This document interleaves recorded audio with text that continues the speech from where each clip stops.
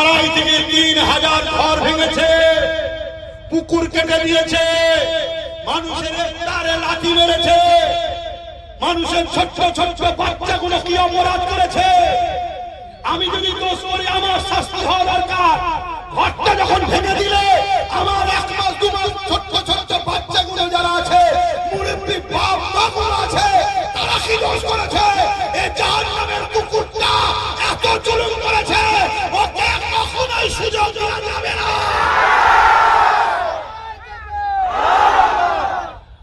মনে রাখবে, যারা ওর পক্ষে এখনো আছে তাদের মধ্যে দুটো কোয়ালিটি আছে।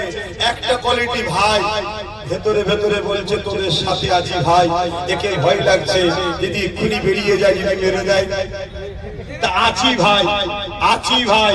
আর আরেকটা যারা এখনো আছো তাদেরকে বলবো সময় থাকতে থাকতে তওবা করে পরিবর্তন হয়ে যাও।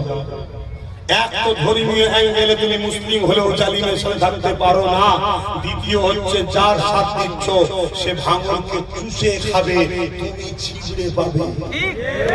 যদি বুঝার হয় বোঝো, আর না হয় তুমি মরবে। আলহামদুলিল্লাহ, আল্লাহ আমাদেরকে বিজয় দেবে ইনশাআল্লাহ। মহব্বতে আর কথা নয়, এবারে দোয়া করব। কিন্তু হাত তুলে বলো হবে তো নাকি বিজয়? বলো ইনশাআল্লাহ। এটা তো বিদ্যমান না।